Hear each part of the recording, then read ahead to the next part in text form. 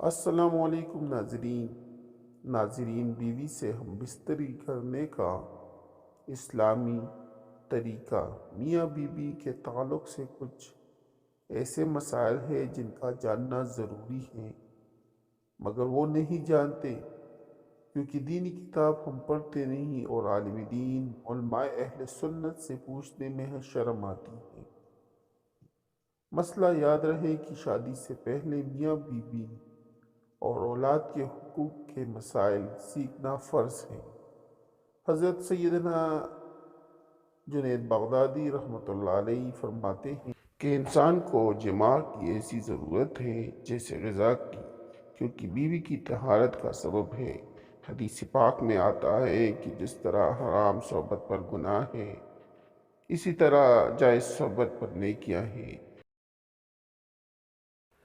ہم بستری مباشرت کا ارادہ کریں، اور بالخصوص شادی کی پہلی رات جسے سہاگ رات بھی کہتے ہیں، اور اس کے بعد جب بھی، تو شوہر کو چاہیے کہ ان آداب و طریقہ کار کے مطابق عمل کرے۔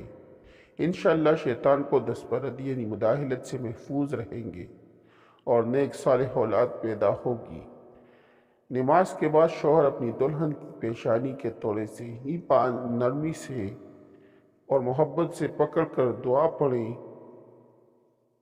تو نماز اور اس دعا کی برکت سے میاں بیوی کے درمیان محبت اور الفت قائم ہوگی انشاءاللہ تعالی۔ اور 10 مرتبہ اللہ اکبر پڑھیں تو کہیں بسم اللہ العظیم اللہ اکبر اللہ اکبر، اور سورۃ اخلاص 1 مرتبہ پوری پڑھ لیں۔ چند اہم مسائل اور ٹپس۔ کمرے میں 0 پاور کے بلب کا اہتمام ضرور کریں، اور اگر کپڑے بالکل اتار کر ہم بستری کرنا ہے تو ایک بڑی چادر دوران ہم بستری اپنے اوپر اوڑھ لیں تاکہ پردہ پوشی ہو سکے۔ بالکل ننگے ہو کر ہم بستری کرنا گدا گدی کی طرح جفتی کرنا کہلائے گا، جو کہ شریعت کے نزدیک ناپسندیدہ عمل ہے۔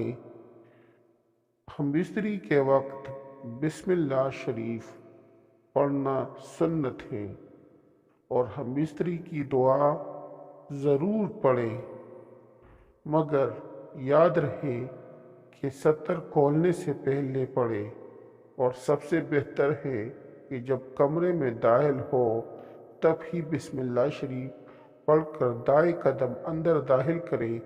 اگر ہمیشہ ایسا کرتا رہے گا تو شیطان کمرے سے باہر ہی ٹھہر جائے گا، ورنہ وہ بھی آپ کے ساتھ شریک ہوگا۔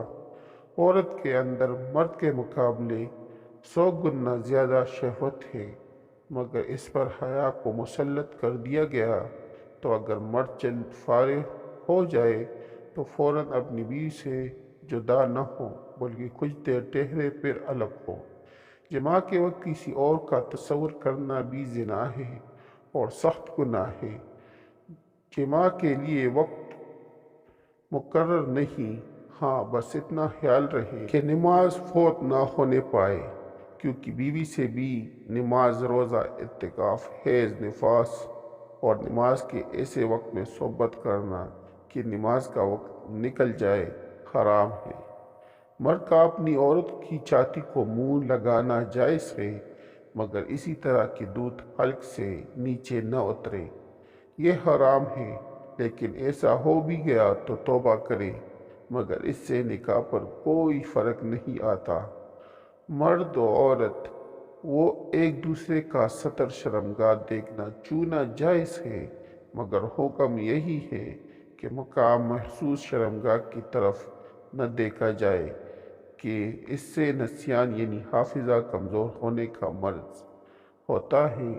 ہم بستری مباشرت سے فراغت کے بعد مرد و عورت کو الگ الگ کپڑے سے اپنا ستر صاف کرنا چاہیے، کیونکہ دونوں کا ایک ہی کپڑا استعمال کرنا نفرت اور جدائی کا سبب ہے۔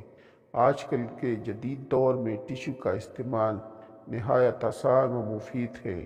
گھر میں ایک پیکٹ ٹشو کا ضرور رکھیں، ہم بستری سے احتلام انزال یعنی منی خارج ہونے کے بعد یا دوسری مرتبہ صحبت کرنا چاہتا ہے تب بھی ستر شرمگاہ لازمی دھو لے، کچھ وقفہ دے کر، اور بہتر یہ ہے کہ وضو کر لے، ورنہ ہونے والے بچے کو بیماری کا خطرہ ہے۔ جماع کے بعد لڑکے کی پیدائش کا ارادہ ہو تو عورت کو فوراً دائیں پہلو کروٹ لینے کا حکم دیں۔ اگر نطفہ قرار پایا تو انشاءاللہ لڑکا ہی ہوگا، اور اگر لڑکی کی پیدائش کا ارادہ ہے تو عورت کو بائیں پہلو کروٹ کا کہیں اور عورت فوراً بائیں کروٹ لے لے، کچھ دیر لیٹی رہے تو انشاءاللہ لڑکی پیدا ہوگی۔ اور اگر اولاد کے حصول کا ارادہ نہیں تو مباشرت پہ انزال کے فوراً بعد عورت سیدھی کھڑی ہو جائے۔ جماع مباشرت ہم بستری کے کچھ دیر بعد، مثلاً کم از کم آدھا گھنٹے بعد غسل کر لیں، اس میں صحت و تندرستی بھی ہے، اور مرتے وقت حضرت سیدنا جبریل علیہ السلام کی زیارت بھی ہوگی۔ جماع کے فوراً بعد پانی پینا صحت کے لیے مفید نہیں، لہٰذا کچھ وقفے کے بعد پانی پی سکتے ہیں۔ عورت سے حیض کی حالت میں صحبت کرنا جائز نہیں، اگرچہ شادی کی پہلی رات ہی کیوں نہ ہو۔ اگر اس کو جائز جانے جب تو کافر ہو جائے گا، یوں ہی اس کے پیچھے کے مقام میں صحبت کرنا بھی سخت حرام ہے۔ مباشرت کے بعد حالت جنابت میں یعنی ناپاکی کی حالت میں اور حیض کی حالت میں عورت منحوس اچوت بھی نہیں ہو جاتی، جیسا کہ بہت جگہ رواج ہے کہ کھانا بھی نہیں بنانے دیتے، برتنوں کو ہاتھ بھی لگانے نہیں دیتے۔ یہ جہالت ہے، بلکہ اس کے ساتھ سونے میں بھی حرج نہیں۔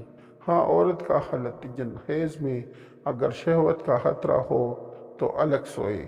قیامت کے دن سب سے بدتر مرد اور عورت وہ ہوں گے جو اپنی راز پردے کی باتیں اپنے دوستوں کو سناتے ہیں۔ عورت سے جدا رہنے کی مدت 4 مہینے ہے، اس سے زیادہ دور رہنا منع ہے۔ جو بچہ سمجھدار ہو اس کے سامنے صحبت کرنا مکروہ ہے۔ اگر آپ لوگوں کو میری ویڈیو اچھی لگی ہو تو میرے چینل کو سبسکرائب کریں، لائک اور شیئر کریں تاکہ اور لوگوں کو بھی فائدہ ہو۔ پلیز میرے چینل کو سبسکرائب کریں، آپ لوگ مجھے سپورٹ کریں، انشاءاللہ میں آپ کے لیے اچھی ویڈیو بناتا رہوں گا۔ شکریہ۔